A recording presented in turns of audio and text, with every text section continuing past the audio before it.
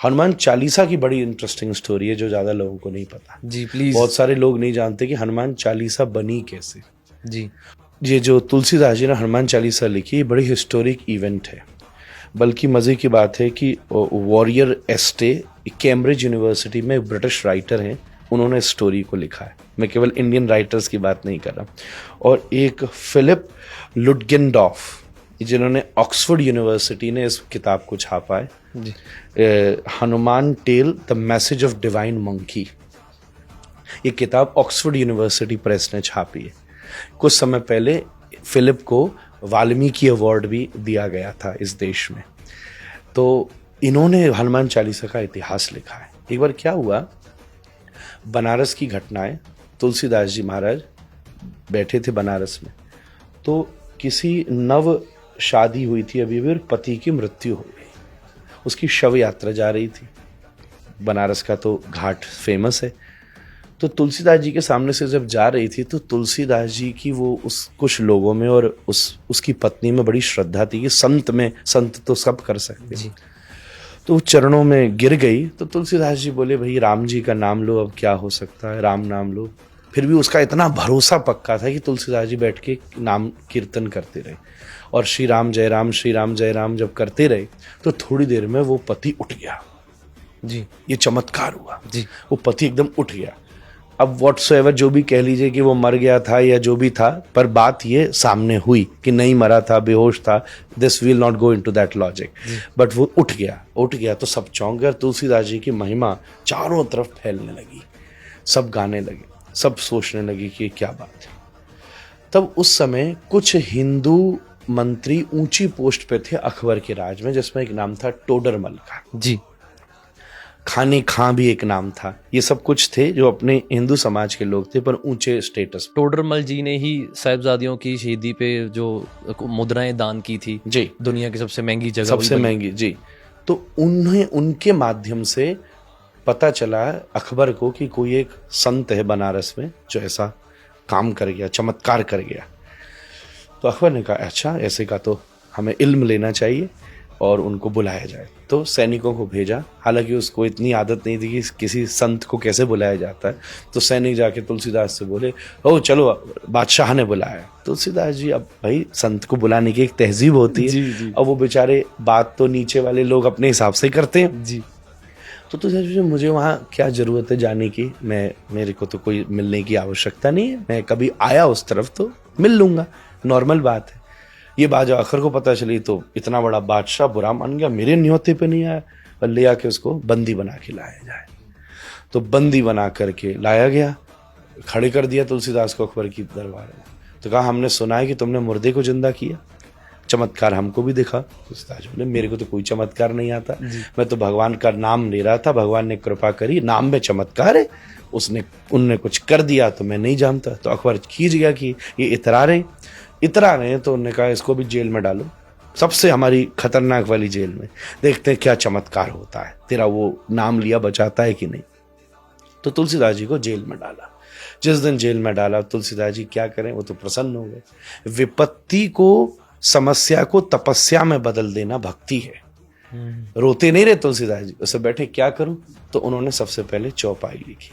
श्री गुरु चरण सरोज रज निज मन मुकुर सुधारी, वर्णौ रघुवर विमल जस जो दायक फलचारी। ये अयोध्या कांड का मंगलाचरण है रामचरितमानस का। तब ये पहली चौपाई लिखी। फिर रोज एक एक चौपाई लिखते गए। 40 दिन तक उनके मन में ये चौपाइयां प्रकट होती रही और वो रोज एक एक लिखते गए। जब 40वां दिन हुआ तब उस समय अकबर फतेहपुर सीकरी में था, आगरा के पास। पूरे फतेहपुर पे बंदरों ने हमला कर दिया। ये मैं आपको विलियम और फिलिप की कहानी सुना रहा हूँ जो उन्होंने लिखी है ऑक्सफोर्ड यूनिवर्सिटी प्रेस में। जी। नहीं, आजकल लोग कहते हैं ना, भाई वहां से बात आए तो प्रमाणित बात लगेगी, अपने यहाँ की बातों को ऐसी कह देते हैं, मिथ है। उन्होंने ये लिखा है जो ऑक्सफोर्ड ने, ऐतिहासिक घटना है, क्योंकि इससे रिलेटेड एक फरमान भी जारी किया था अकबर ने, जो कि हिस्ट्री में मौजूद है। इसलिए ये घटना कि हजारों बंदर आ गए और वो इतने एग्रेसिव बंदर आ गए कि टोली आ गई बंदरों की, जिसने पूरे फतेहपुर में कोहराम मचा दिया। रसोइयों में घुस गए, लोगों पे अटैक कर दिया। अकबर घबरा के कमरे में बंद किया गया।